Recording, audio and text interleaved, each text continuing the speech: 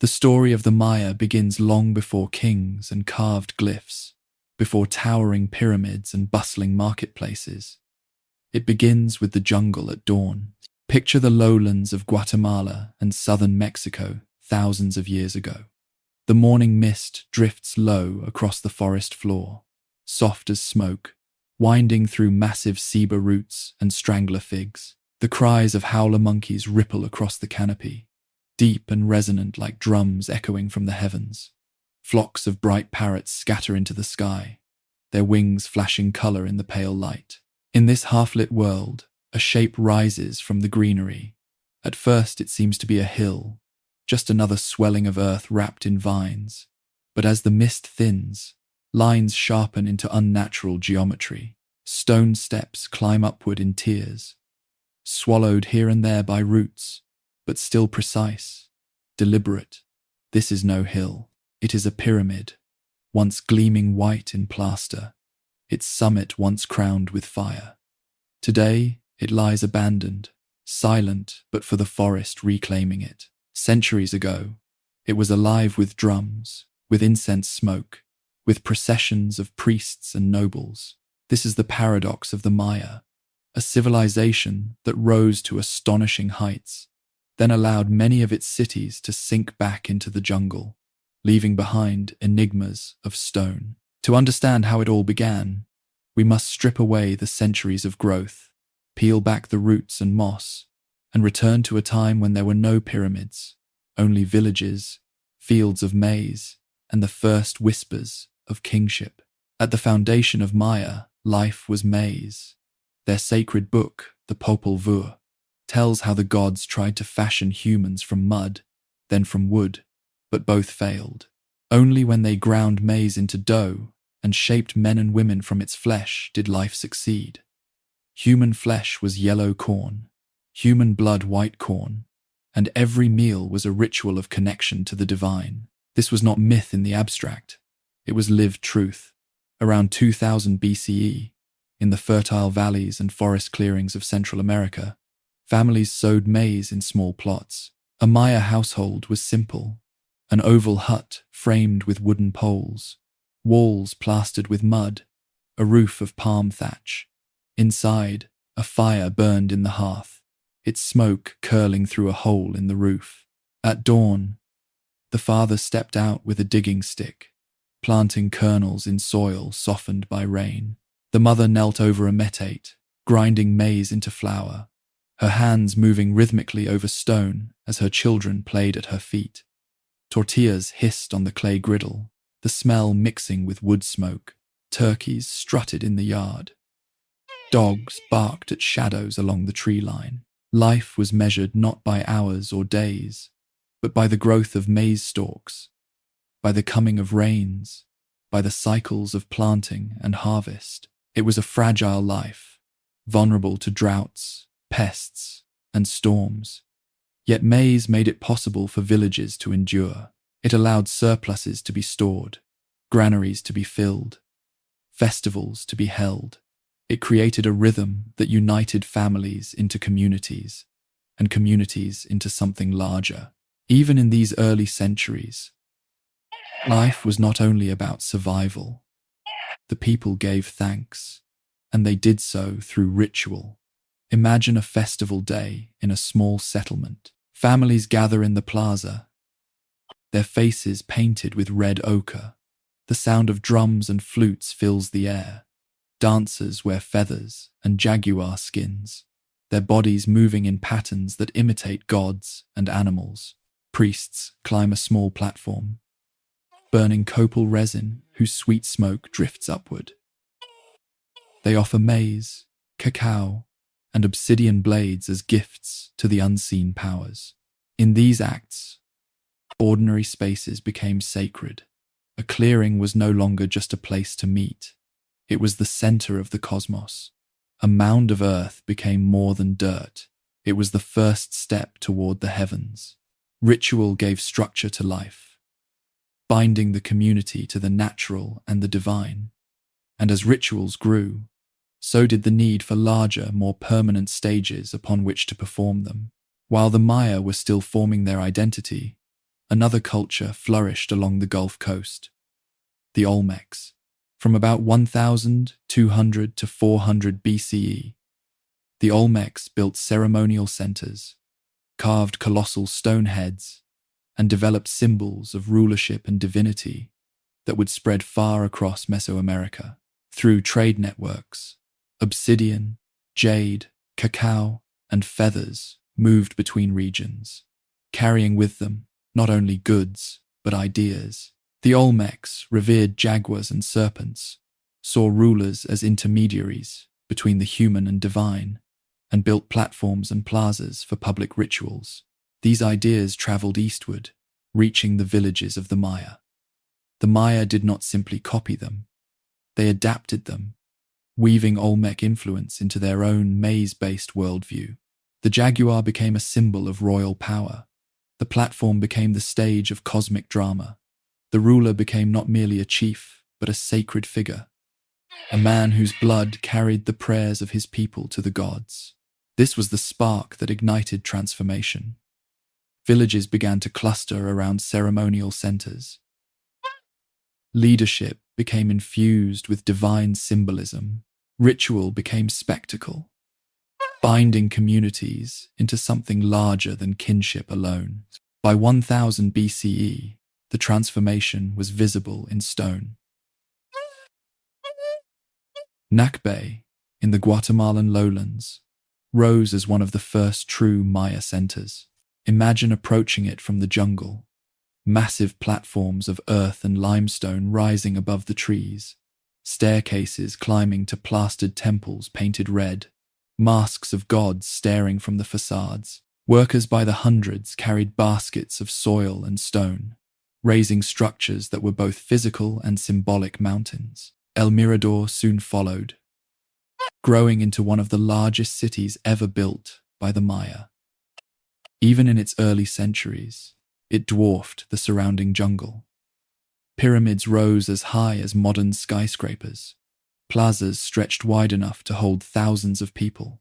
Stucco masks depicted gods of sun, storm, and maize, their mouths open as if to swallow the world. Fires burned at their feet, where priests offered obsidian blades, shells, and the bones of sacrificed animals. Each offering tied the building to the earth below and the sky above, ensuring that the city itself was aligned with the cosmos. For the common people, these centers were awe-inspiring. Farmers who spent their days in maize fields could now stand in plazas surrounded by architecture that seemed to touch the heavens. On festival days, they watched as rulers, dressed in jaguar skins and jade ornaments, climbed the steps of temples and bled themselves with obsidian blades. Their blood dripped onto bark paper, which was burned in fire, the smoke rising as a bridge between human and divine. To witness this was to believe. The ruler was not just a man, but the very vessel of cosmic order. If maize grounded the Maya in earth, the stars lifted their eyes to heaven. At night, without modern light to dull the sky, the heavens blazed in unbroken clarity. The Milky Way stretched like a river of light. Venus rose and fell in cycles that became omens of war and fertility. The sun's path shifted with the seasons, marking the times to plant and harvest. Generations of observation became science. Priests recorded cycles of sun, moon, and planets. They aligned temples so that on solstices and equinoxes, sunlight struck stairways and altars with perfect precision. They created calendars that ordered both the sacred and the mundane. The 260-day ritual calendar, tied to ceremonies and divination, and the 365-day solar calendar, tied to agriculture. Together, these calendars formed vast cycles of time, convincing the Maya that history repeated itself in endless rhythms. Time was not linear. It was circular, eternal, divine.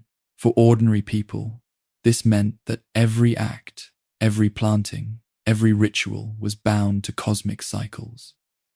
To plant maize on the wrong day was to court disaster. To perform a ritual at the wrong time was to risk cosmic imbalance. Time itself was a living force, and the Maya lived within its patterns. As temples rose and calendars deepened, rulers claimed new roles, no longer mere chiefs who organized labor or distributed food. They became lords whose very bodies were conduits of divine power. Bloodletting rituals, in which rulers pierced their skin with stingray spines or obsidian blades, demonstrated their ability to nourish the gods directly. In plazas filled with thousands, the ruler's suffering became proof of legitimacy. His pain was the people's offering. His blood was their connection to heaven. This sacralization of power transformed politics. Authority was not merely practical, it was cosmological. To obey the ruler was to obey the order of the universe. To rebel was to risk chaos itself. The jungle was no longer just a wilderness. It had become a stage. Clearings became plazas. Mounds became pyramids. Rituals became spectacles that bound the human, natural, and divine. Farmers still woke before dawn to plant maize, still worried about drought and pests, still told stories to their children by firelight.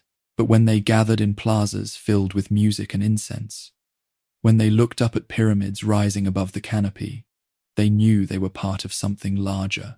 From maize fields and humble huts, a civilization was taking shape. It was not yet the constellation of city-states that would dominate the classic period, not yet the world of great kings and recorded histories, but the foundation was there. Maize as myth and sustenance, ritual as spectacle, rulers as divine mediators, calendars as cosmic order, pyramids as bridges between earth and sky. The Maya were no longer just villagers. They were a people who had begun to carve their identity in stone, who had begun to shape time itself. And from these beginnings, their civilization would rise to heights that even now, half buried in jungle, leave us in awe. By the time the 1st century BCE approached, the Maya world was changing from scattered ceremonial towns into something much larger, something that demanded new words to describe. At the heart of this transformation stood a city unlike any that had come before, El Mirador. Even today, its ruins are so vast that when explorers first stumbled upon them in the 19th century, they mistook the massive pyramids for hills. Covered in vegetation, they seemed like mountains. Only excavation revealed the truth. These were human-made structures of a scale so enormous that they rivaled the Great Pyramids of Egypt. Imagine walking toward El Mirador at its height. The forest parts and a skyline of stone rises above the canopy. Pyramids soar nearly 70 meters into the air, plastered white with lime that gleams in the tropical Sunday. From a distance, they shine like artificial mountains. Closer, you see staircases wide enough for entire processions.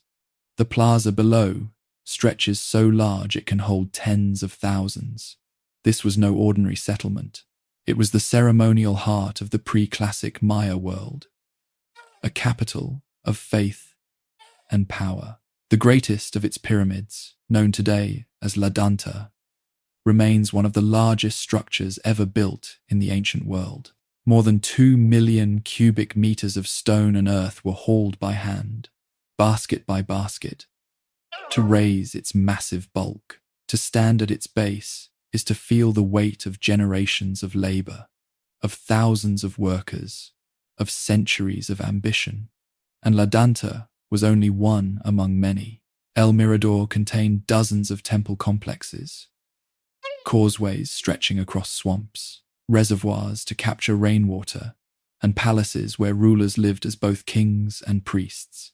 With El Mirador, kingship reached new heights. No longer were rulers simply chiefs who organized harvest festivals.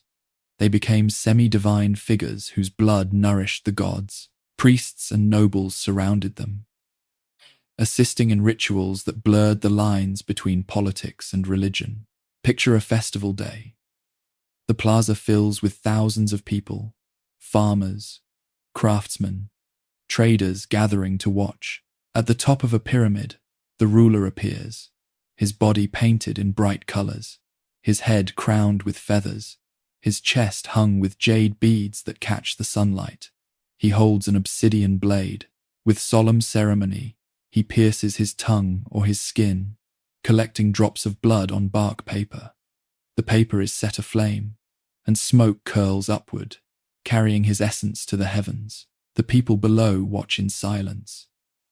For them, this is no act of cruelty, but an act of cosmic necessity.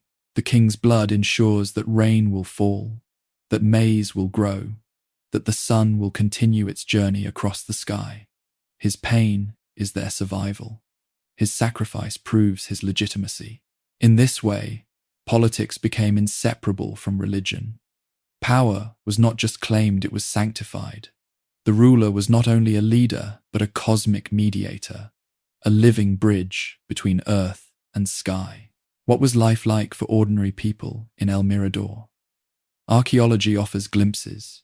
Farmers still worked the surrounding fields, cultivating maize, beans, squash, and cacao. Craftsmen labored in workshops, shaping obsidian into blades, carving jade into ornaments. Traders carried goods along causeways, bringing salt, shells, feathers, and exotic stones. Families lived in modest houses, built of wood and thatch, clustered around courtyards. Children played with clay figurines or learned skills from their parents. Women wove cloth from cotton, dyed with bright colors, while men hunted deer and tapirs in the forest. Life for most was humble, yet they were tied to a city that soared above the trees. A city whose rulers commanded not only their labor, but their faith. The contrast was stark. Elites lived in palaces adorned with murals and carvings, while commoners worked the fields. Yet all were bound together by ritual. Festivals drew everyone to the plazas, where they became part of the cosmic drama staged by kings and priests. It was during this era that the Maya began to write, carved into stone monuments, painted on ceramics, or inscribed on bark paper codices. Their glyphs recorded names, dates, and events. Unlike simple symbols,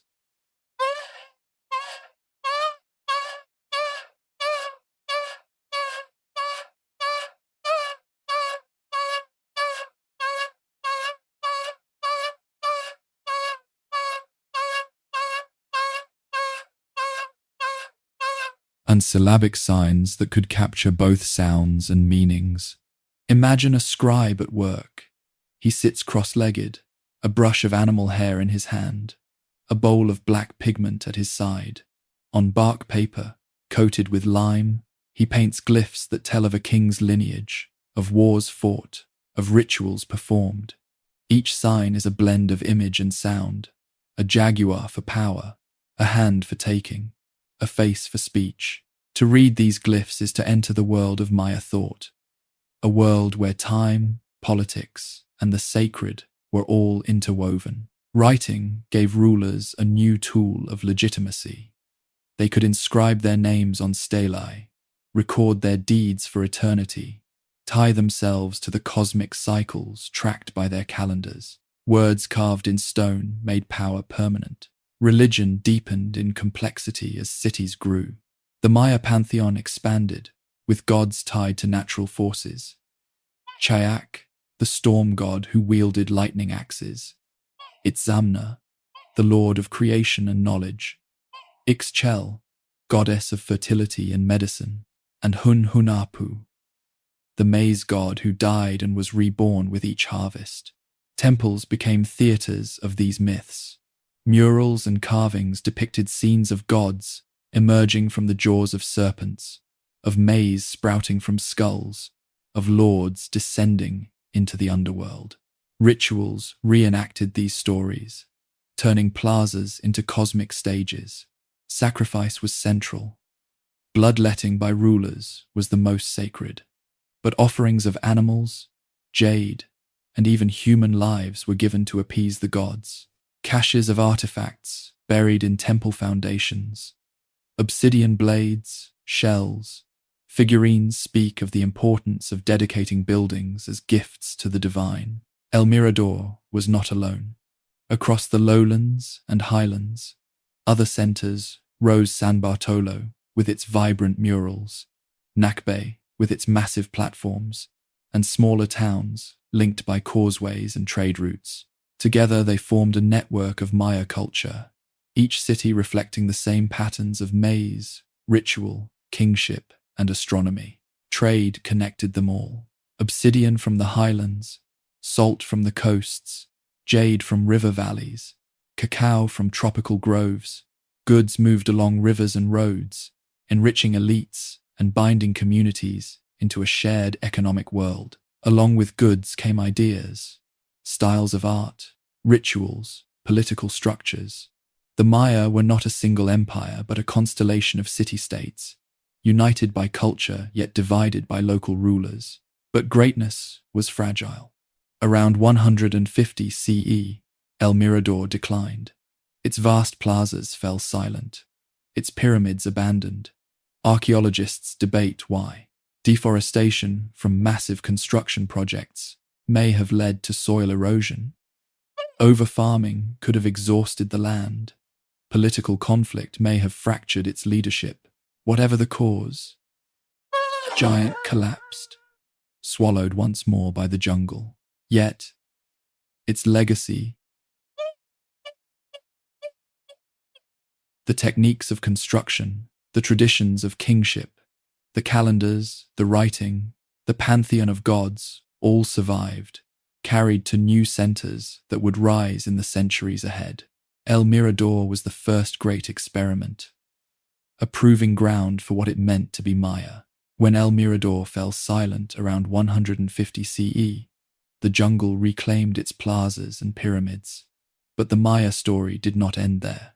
It was only the close of one chapter. In other parts of the lowlands and highlands, seeds planted during the pre-classic era were sprouting into something new. By 250 CE, the classic period had begun, an age that would see the Maya rise to their greatest heights, building cities that dazzled with their size, their art, and their intellectual brilliance. Imagine walking into a classic Maya city in its prime. From miles away, the tops of pyramids gleam white against the jungle canopy, their plaster reflecting the sun like beacons. Causeways paved with limestone stretch out across the land, linking plazas and temples. In the central square, stelae stand tall, stone monuments carved with glyphs and portraits of kings. The air smells of burning copal, and the sound of drums echoes across the open space. Everywhere there is movement, traders arriving with goods, farmers bringing maize as tribute, nobles in elaborate costumes preparing for rituals. This was the classic Maya world, a constellation of independent kingdoms, each competing for power, each leaving behind monuments that still rise from the forest floor today. Among these cities, Tikal was one of the first to dominate. Located in the Guatemalan lowlands, it rose from modest beginnings into a superpower. By the 4th century CE, its rulers commanded vast territories, its plazas filled with towering temples and richly carved stelae. Picture Temple I, known today as the Temple of the Great Jaguar. At the height of the classic period, its 90-foot staircase climbed steeply to a shrine where priests offered incense and rulers performed bloodletting rituals. Across from it rose Temple II, facing the first like two mountains locked in eternal dialogue. Between them stretched the Great Plaza, a stage for rituals, feasts, and political theatre. Here, thousands gathered to watch processions of nobles in feathered headdresses and jade ornaments. Drums rolled, conch shells blared, and incense smoke drifted upward. The rulers of Tikal recorded their deeds in glyphs carved on stelae. Each monument proclaimed lineage, victories, and divine sanction. Kings took titles that linked them to gods, their reigns anchored in cosmic time. War was not just politics but sacred duty, a way of sustaining the balance of the universe. But Tikal was not unchallenged. Far to the north, in what is now Campeche, another city rose, Calakmul. Like Tikal, it grew into a powerhouse, building pyramids, carving stelae, and commanding alliances. For centuries, Tikal and Calakmul would contest supremacy, their rivalry shaping the politics of the Maya world. The struggle was not always fought in open war. Sometimes it was waged through marriage alliances, through the exchange of tribute, through the manipulation of vassal states. But when war came, it was fierce. Kings led armies of thousands, warriors armed with obsidian-tipped spears and bows, their faces painted for battle, their banners proclaiming the symbols of their city. Defeat could mean capture and sacrifice. Victory, the capture of enemy nobles displayed in triumph on temple staircases. During the classic period, writing reached its peak. Scribes carved thousands of glyphs on stelae, lintels, stairways, and altars. They painted codices on bark paper, richly illustrated with scenes of gods, rituals, and astronomical calculations. Each glyph was a blend of sound and meaning, capable of recording history with extraordinary detail. The Maya recorded not only their kings' names, but precise dates, anchored in the long count calendar that tracked time from a mythical beginning in 3114 BCE.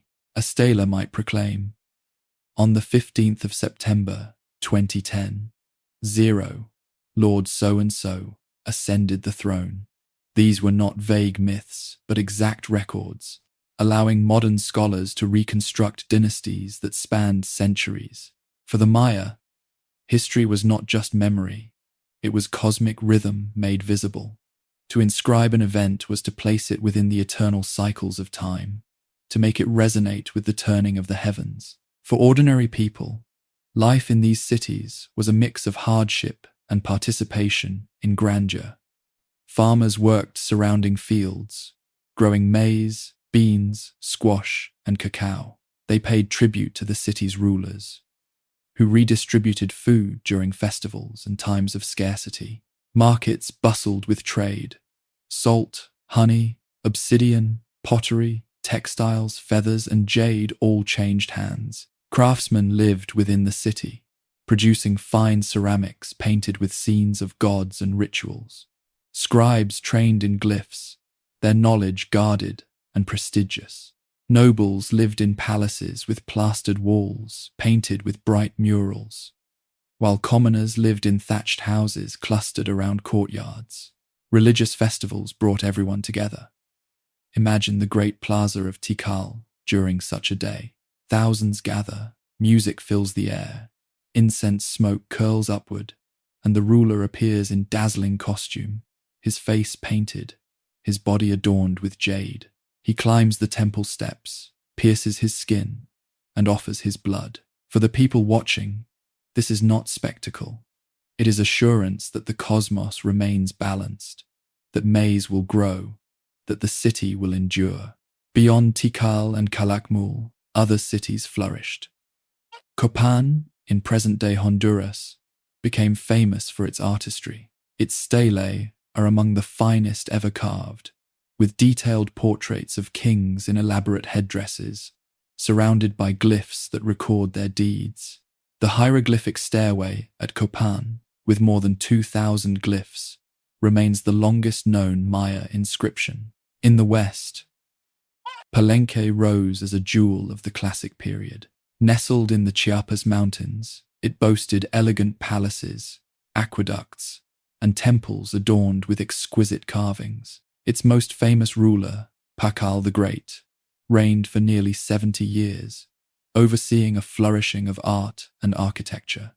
His tomb, discovered in the mid-20th century, revealed a sarcophagus lid, carved with intricate imagery of rebirth and cosmic order, one of the most iconic images of the Maya world. Religion permeated every aspect of life. The gods were everywhere, in the rain that fell, the maize that grew, the stars that turned in the sky. Each day was tied to a deity, each act framed within cosmic cycles. The gods of maize, rain, sun, and death demanded offerings, and the people responded with devotion.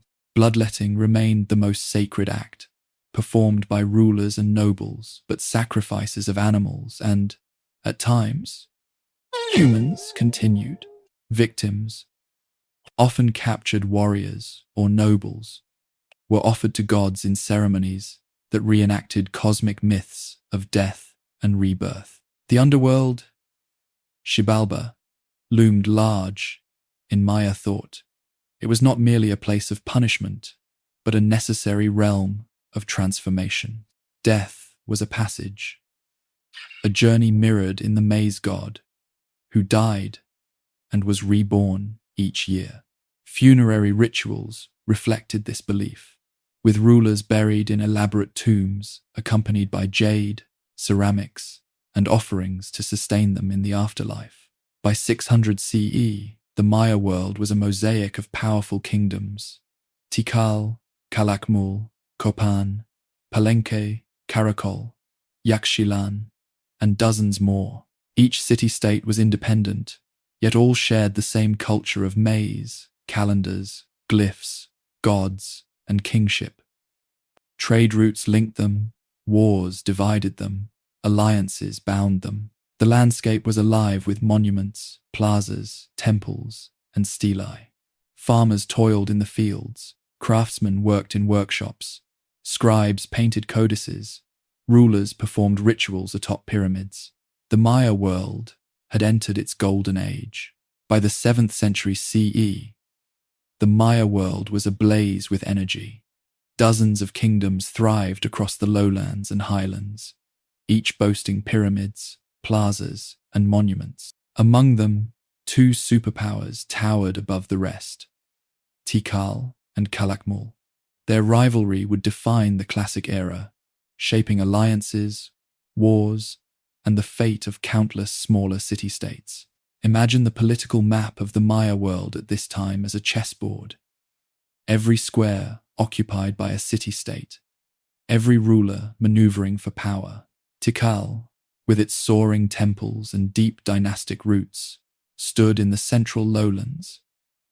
Calakmul, in the northern jungles of Campeche, grew into its equal, commanding vast territories. Between them stretched a shifting landscape of allies and enemies.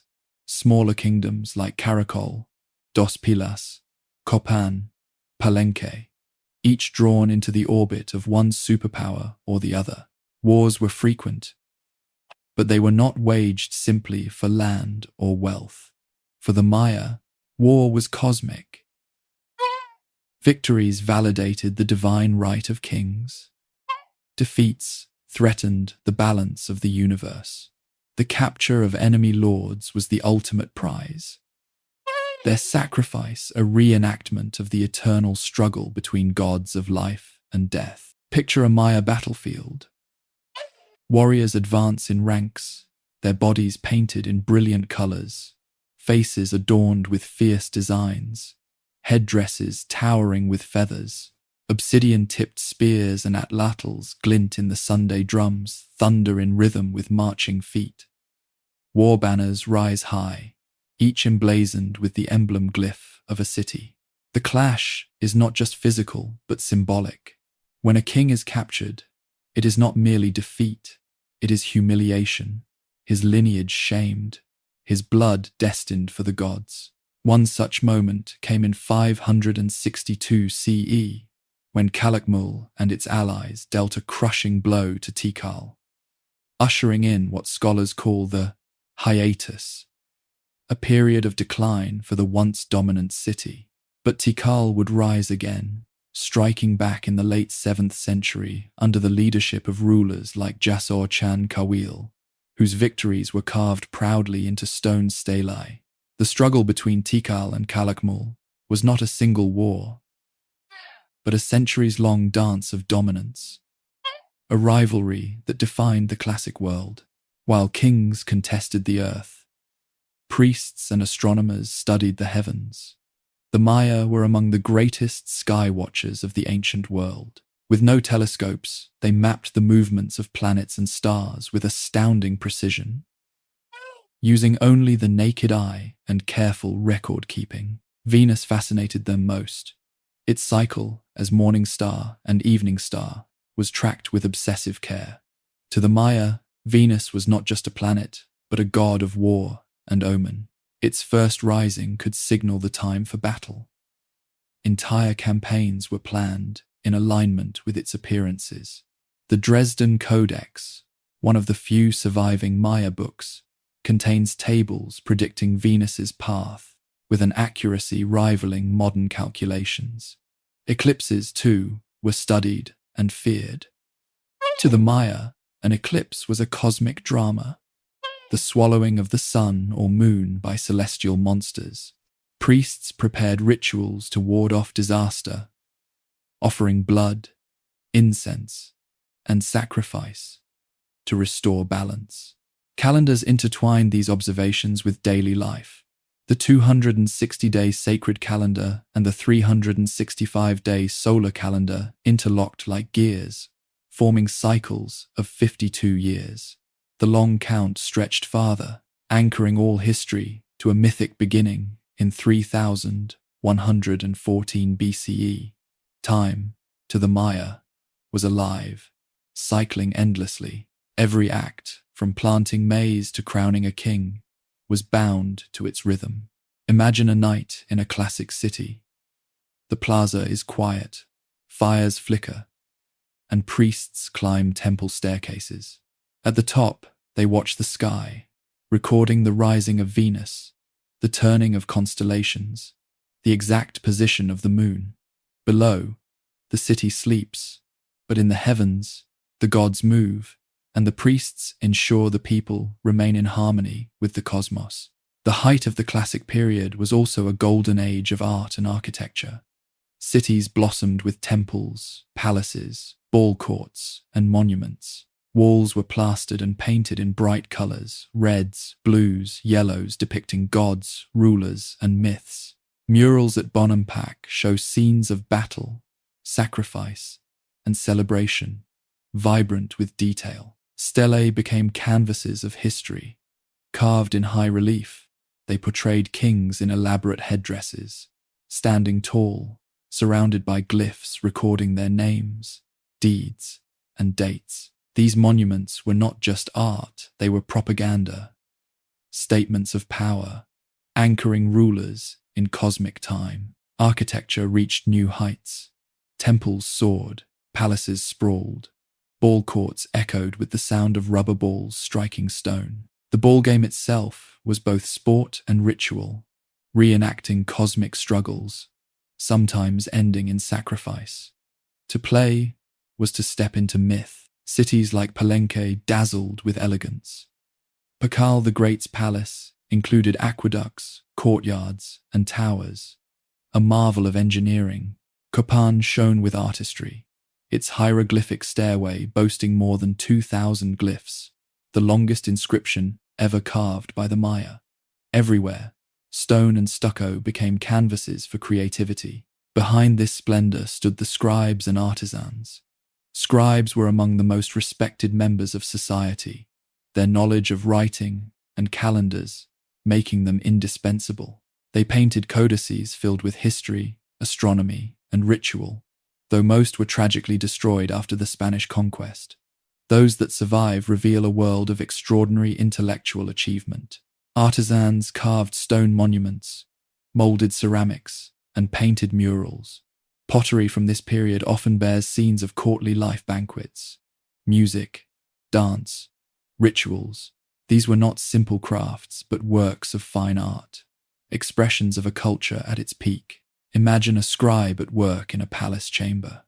He dips his brush into black pigment, carefully painting glyphs on bark paper codex. Around him lie jars of red and blue paint, brushes made of animal hair, and stacks of paper coated in lime.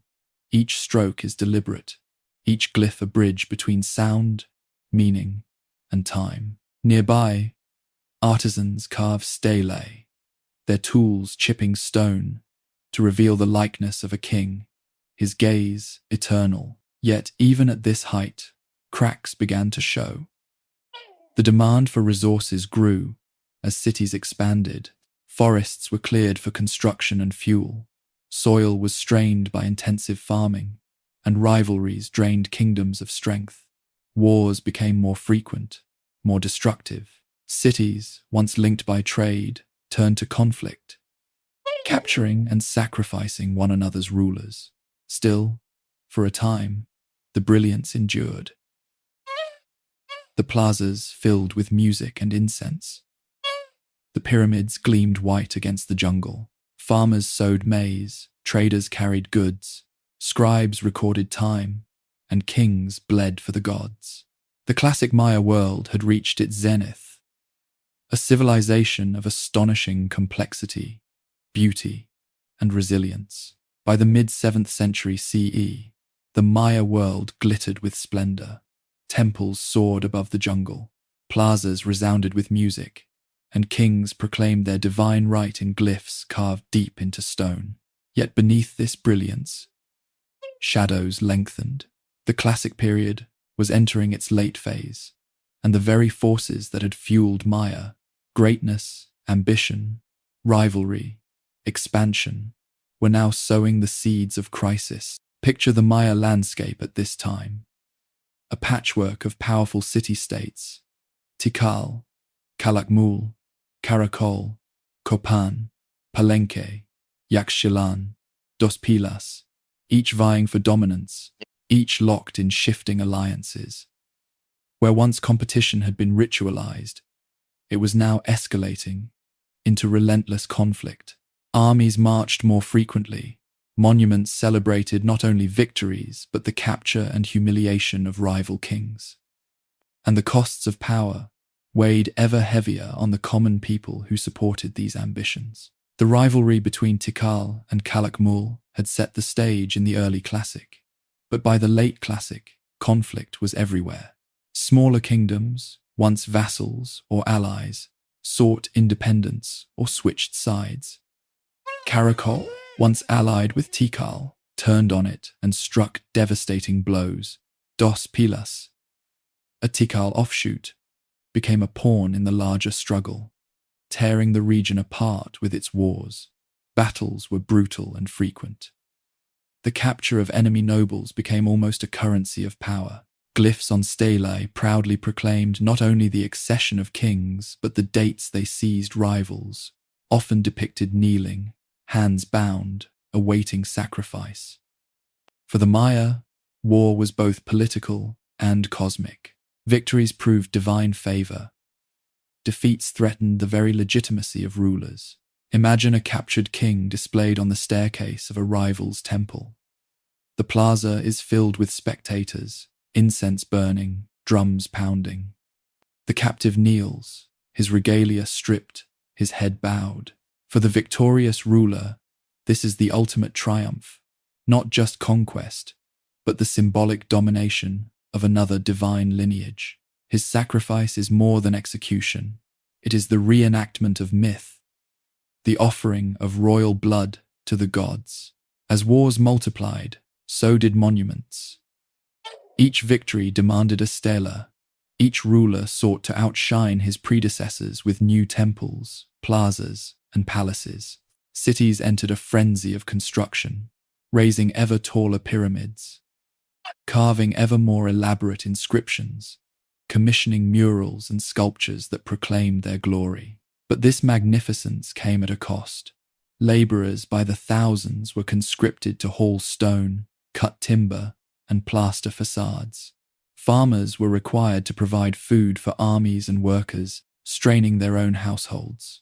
Tribute in maize, cacao, cotton, and jade flowed to royal courts, enriching elites while commoners bore the burden. For a visitor walking through a late Classic city, the grandeur would be overwhelming.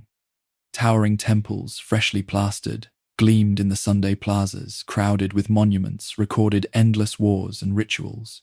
Nobles strolled in fine cotton garments dyed in bright colors, jade beads glinting at their throats. Scribes painted codices filled with intricate glyphs and images of gods. The illusion was one of unstoppable greatness. Yet behind the facades, fields were overworked. Forests were being cut down for fuel and construction, and ordinary people toiled under crushing demands. The brilliance of the classic Maya was dazzling, but it was also brittle. For common Maya families, life in the late classic was more demanding than ever. Farmers still rose at dawn to tend maize, beans, and squash, but now much of their harvest went as tribute to rulers. Labor obligations pulled them into construction projects or military campaigns. Markets bustled, but taxes in kind drained household resources.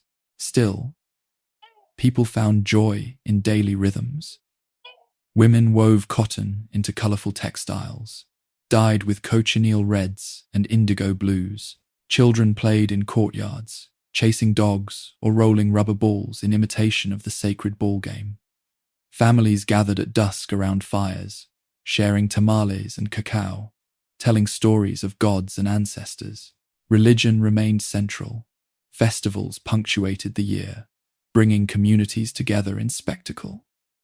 Music, dance, incense, and sacrifice tied ordinary lives to cosmic cycles. Even as wars raged, people clung to the rituals that gave meaning to their world. By the 8th century, however, the strain was becoming evident. Some cities began to falter. Copan, once a center of artistry and learning, suffered upheaval after the capture and sacrifice of its king in 738 CE by a rival from Quirigua. Tikal, after regaining strength under Jasor Chan Kawil, faced constant challenges. Calakmul, too, saw its fortunes waver. Environmental stress compounded the political turmoil. Intensive farming and deforestation may have eroded soils. Droughts struck the region in cycles, disrupting agriculture. With populations swelling, the margins for survival narrowed. When rains failed, famine loomed. And yet, the response was not to slow down, but to accelerate. Cities redoubled construction. Rulers proclaimed ever grander rituals. Wars grew more desperate. It was as though the Maya, sensing the fragility of their world, sought to build, to carve, to sacrifice their way into cosmic stability. But the cracks were widening. The story of the classic Maya is often told as one of triumph. The rise of immense cities, the creation of an advanced calendar, the artistry of glyphs carved in stone, the brilliance of mathematics and astronomy. Yet, every civilization carries within it the seeds of its decline. By the late 8th century, the cracks in the Maya world were beginning to show. Imagine standing in the great plaza of Tikal around 750 CE. Towering temples reach skyward, their steep steps gleaming in fresh plaster. Priests ascend with copal incense, drums pound, conch shells call across the city, and thousands gather in ritual awe. But beneath the ceremony, resources are strained, wars are unending, and the environment is shifting in ways no ritual can control. The collapse of the classic Maya was not sudden like a toppled pyramid. It was a slow unweaving, a long twilight stretching over more than a century, where faith, politics, and survival fell apart one thread at a time. The Maya world was built on maize, and maize was built on rain. When the rains failed, everything failed. Recent climate studies, drilling into lake beds and analyzing ancient sediments, reveal cycles of devastating drought sweeping the lowlands between the late 8th and early 10th centuries. For a Maya farmer, the first year of drought was tolerable. Rivers shrank, but reservoirs still held water. Families rationed grain, weaving baskets tighter to keep pests away. A second year strained the system. Maize fields shriveled before maturity, beans withered on dry vines, and squash dried into husks. By the third year, the stores ran empty. Children's bellies swelled with hunger, disease spread in malnourished bodies, and once hopeful villages sent migrants into the cities seeking relief. Cities like Tikal, Kopan, and Kalakmul, already packed with people, swelled with refugees. But the kings had no food to give. Temples still smoked with incense. Prayers rose louder than ever, but the skies stayed empty. Thunder was absent. Clouds mocked the desperate. Farmers who once believed their kings could summon rain began to doubt. And in a world where kings were divine mediators between gods and humans, doubt was fatal to authority. For centuries, Maya kings legitimized themselves through spectacle. Wars won, captives displayed, blood offered, monuments raised. When rain fell and crops grew, their divine favor seemed assured. But in famine, the illusion cracked. Imagine a ruler ascending the pyramid steps during drought. His people watch from below, gaunt, weary, clutching children with hollow eyes. He raises a stingray spine, pierces his tongue, and lets blood drip into the fire. Smoke curls into the sky, but no rain comes. What happens to belief when rituals fail? Kings tried to double down. They built even larger monuments, staged even grander sacrifices, and extracted heavier tribute.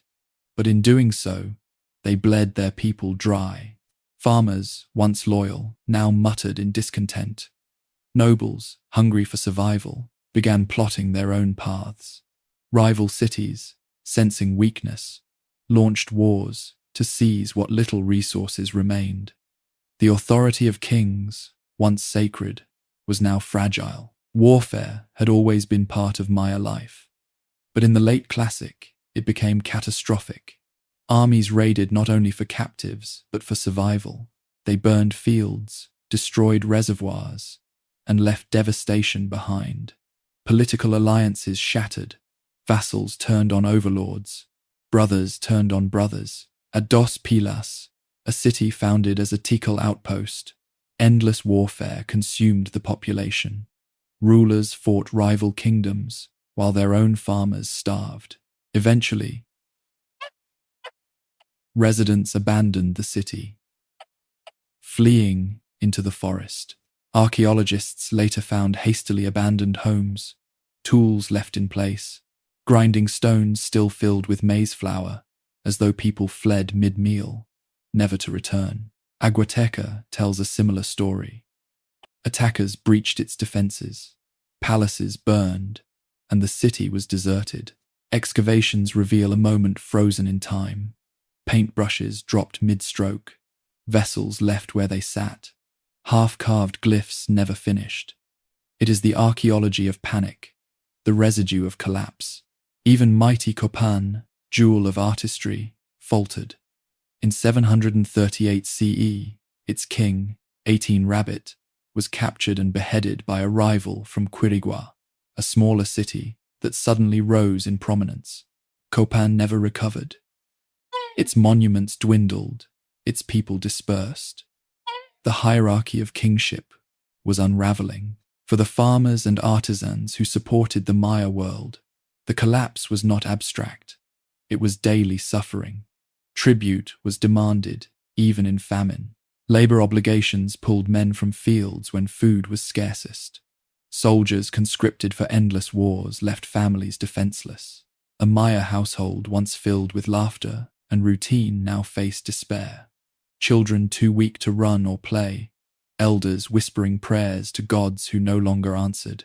Meals of tamales and cacao were replaced with bitter roots, wild herbs, and whatever could be scavenged.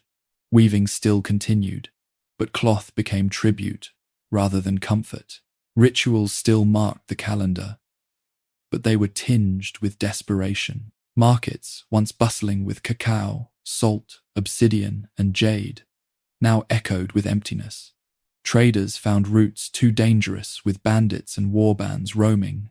A people who once thrived on exchange now faced isolation. And yet, culture persisted.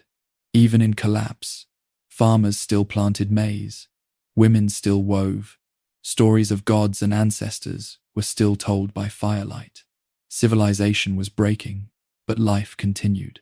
By the early 9th century, abandonment was widespread. Tikal, which had stood for over 1,000 years, lost its power. Calakmul, its great rival, was deserted. Dos Pilas and Aguateca vanished. Copan dwindled into obscurity. Temples still stood, but vines crept across their facades. Sabre trees split staircases. Jaguars prowled through empty plazas. Monkeys screamed from broken rooftops where kings once sat in council. Silence replaced drums and conch shells. Archaeologists call it the Terminal Classic period, a haunting name for the twilight of the southern lowland Maya. Glyphs stopped being carved. Monuments ceased. The calendar itself, the sacred long count, fell silent. For a people who measured time with such precision, this silence was profound. It was as though history itself had stopped. The reasons for the collapse are still debated, but most scholars agree it was no single cause.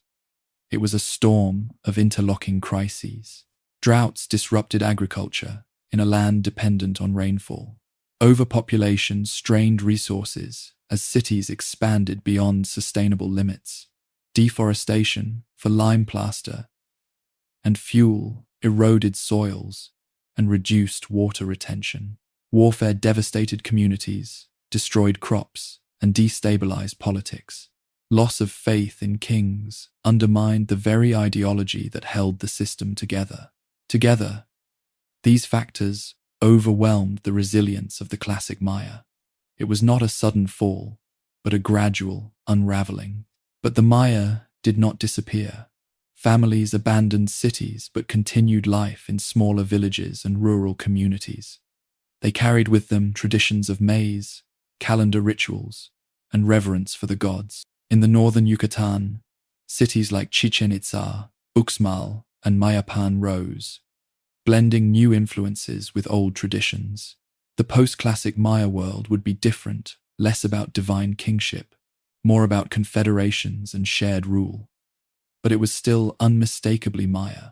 Even today, millions of Maya descendants live in Guatemala, Belize, Honduras, and Mexico. They speak Maya languages, cultivate maize, and maintain rituals that trace back thousands of years. The collapse of the classic period was not the end. It was a transformation. To stand among the ruins today is to feel the weight of that transformation. At dawn in Tikal, mist drapes the temples like a shroud. Birds call across plazas, where once thousands gathered. At Copan, intricate carvings still stare from weathered stelae, their glyphs half erased by time. At Aguateca, abandoned artifacts lie as though the inhabitants just stepped away. These cities are not dead. They are sleeping, dreaming of their former glory. They remind us that civilizations rise and fall, that greatness can crumble, but that people endure. The jungle may reclaim stone, but memory survives. The classic Maya collapse was not a vanishing, but a turning of the page. And as the 9th century closed, the stage was set for a new chapter, one that would unfold in the north, where new cities would rise, and where the Maya story would continue. The 9th century had closed with silence in the southern lowlands. Tikal was abandoned, Calakmul crumbled, Copan faltered, and Dos Pilas lay in ashes. Yet the Maya did not vanish into the jungle. They moved, they adapted, and they rebuilt. The heart of the civilization shifted northward into the Yucatan Peninsula, a region of broad plains, cenotes of fresh water, and wide skies. Out of this landscape rose new centers, Chichen Itza, Uxmal, and later Mayapan, that would define the post-classic era. To the people who migrated north, the ruins they left behind were not just memories, they were sacred. The abandoned cities became places of legend, the works of gods and ancestors. In the new world of the Yucatan, the Maya carried those memories like seeds and planted them in fresh soil. A civilization reborn, not identical to what it had been, but transformed, resilient, and enduring. Among the greatest of the northern cities was Chichen Itza. Rising in the arid lands of northern Yucatan, it became not only a political capital, but a symbol of renewed strength. Here, architecture took on a new grandeur. The pyramid, known as El Castillo Temple of Kukulkan, rose with precise geometry. Each side bore 91 steps, adding up with the top platform to 365, the number of days in a solar year. During equinox, the setting sun cast shadows that formed the shape of a serpent slithering down the staircase, a cosmic drama in stone. Chichen Itza's plazas were immense, designed for crowds of thousands. The great ball court, the largest in Mesoamerica, stretched longer than a football field, its stone walls echoing the shouts of players and the gasps of spectators. Reliefs carved into its walls show players with decapitated heads, from which serpents or streams of life flow, a reminder that the ball game was not mere sport, but ritual combat, a reenactment of myth. Here, warfare, politics, religion, and spectacle blended seamlessly. Warriors marched beneath standards adorned with jaguar pelts and serpent feathers. Priests climbed temples to burn incense before idols of Kukulkan, the feathered serpent deity who embodied wind, rain, and renewal. Traders from distant lands arrived in markets, bringing turquoise from the north, cacao from the south, obsidian from highland Mexico, and feathers of exotic birds. Chichen Itza was more than a city. It was a crossroads of Mesoamerica. But what set it apart from earlier Maya cities was its form of governance. Where classic Maya kings had ruled as divine lords, Chichen Itza seems to have been governed by a council system, possibly led by elite families or lineages working together. Authority was broader, less centralized in one king. Perhaps this was a response to the collapse, an attempt to distribute power and prevent the failures of divine kingship that had doomed the south. West of Chichen Itza rose another jewel, Uxmal, capital of the Puuc region. Uxmal's architecture displayed a refined artistry, with intricate mosaics of stone covering palace facades. The Pyramid of the Magician, with its unusual oval base, loomed over the city like a mountain conjured from myth.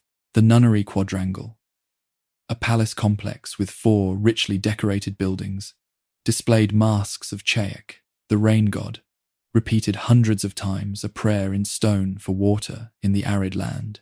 The Puuc style was elegance refined. Latticework patterns, long-nosed gods, serpents curling across facades. Unlike the towering verticality of classic lowland cities, Puuc architecture emphasized harmony, proportion, and detail. In Uxmal, artistry was politics. Every facade was a declaration of power and piety. Every plaza, a statement of order and control. Here, too, calendar and cosmos were ever present. Temples aligned with celestial events, staircases oriented to solstices. Priests tracked Venus, the moon, and the sun, embedding their movements into the architecture. For common people, the sight of these temples rising above the horizon was both reassurance and awe. The gods were watching, and the rulers were their mediators. The post-classic Maya world was marked not only by cities, but by trade. The Yucatan lay at the crossroads of land and sea.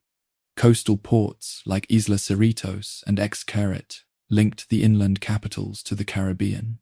Canoes, large and strong, carried goods along coasts and across open water.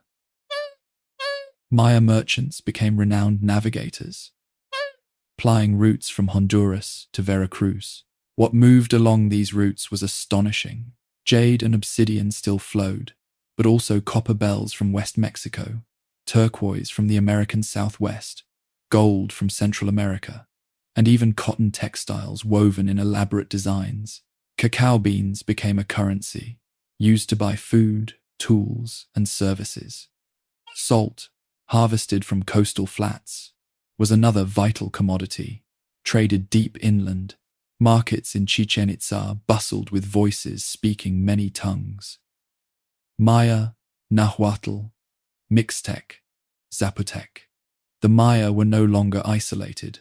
Their world was connected to a pan-Mesoamerican network, and their cities thrived as nodes of commerce.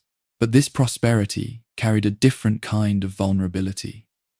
Where classic Maya power had rested on divine kings and agriculture, the post-classic relied heavily on trade, and trade could be disrupted by war, piracy, or shifting alliances. The seeds of fragility remained, even as prosperity returned. The post-classic revival was not a simple rebirth of the classic age.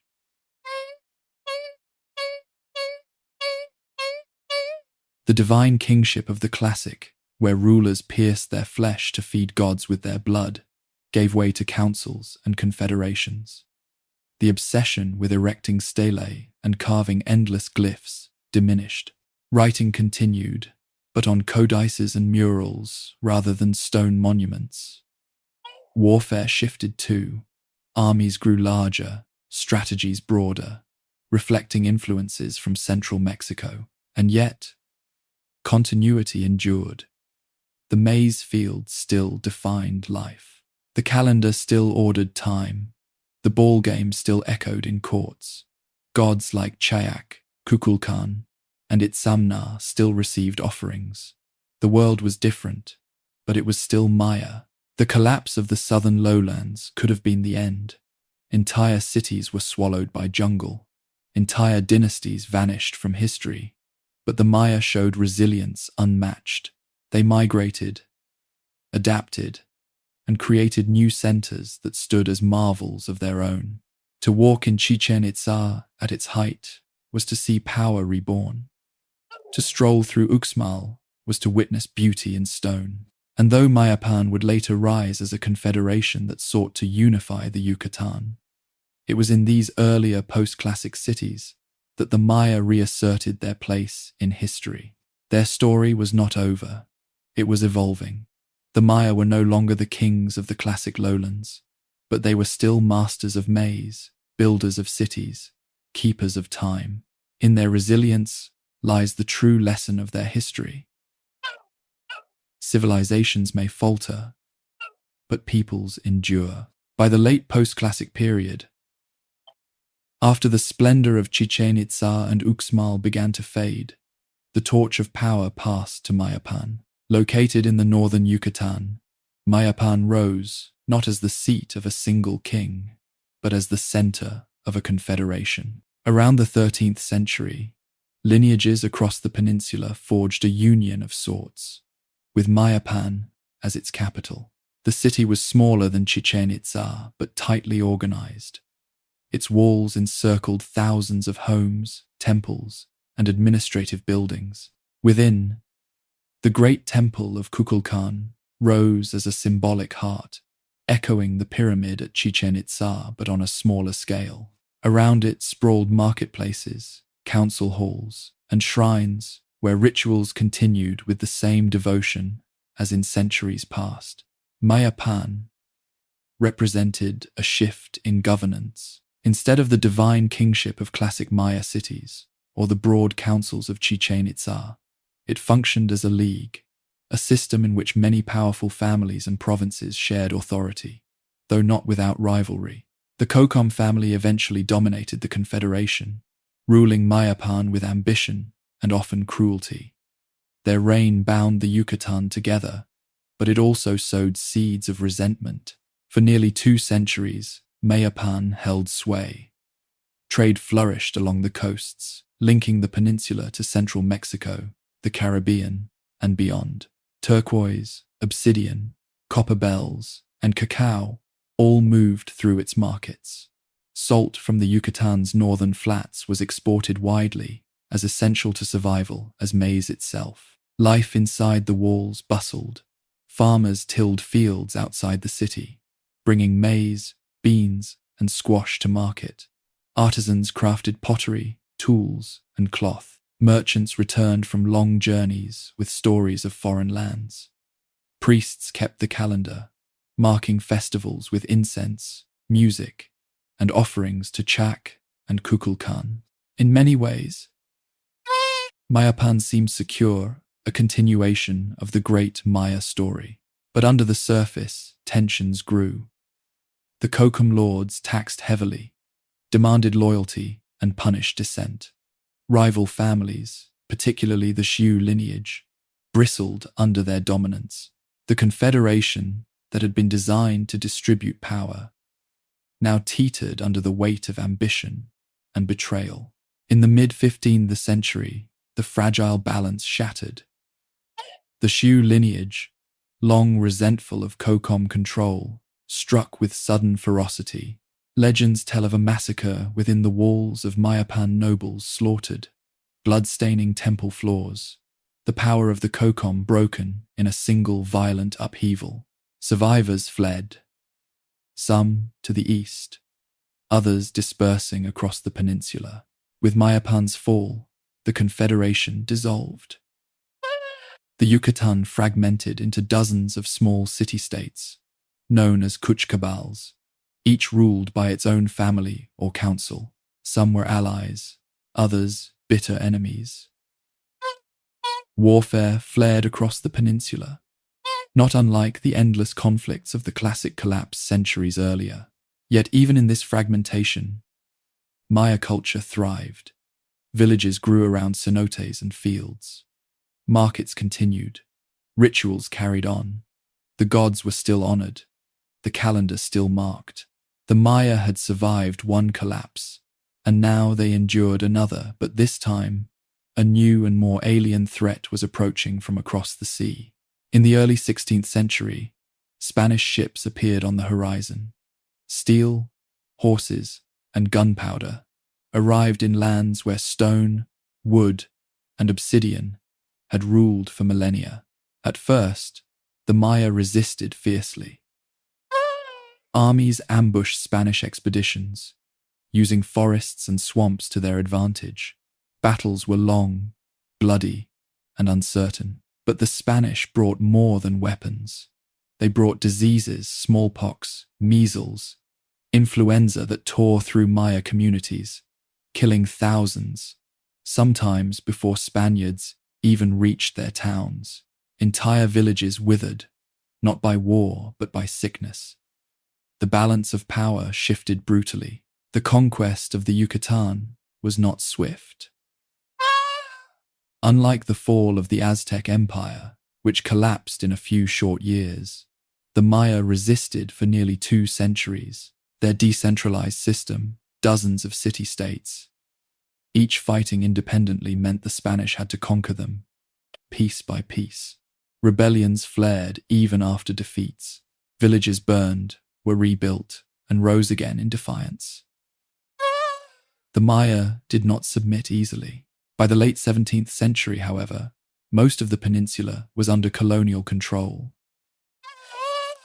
Spanish towns and missions rose atop Maya cities. Churches replaced temples. Spanish priests sought to extinguish the old religion, burning codices, smashing idols, outlawing rituals. And yet, beneath the surface, the Maya endured. The Maya did not disappear. They adapted. Their languages persisted, spoken in homes and markets.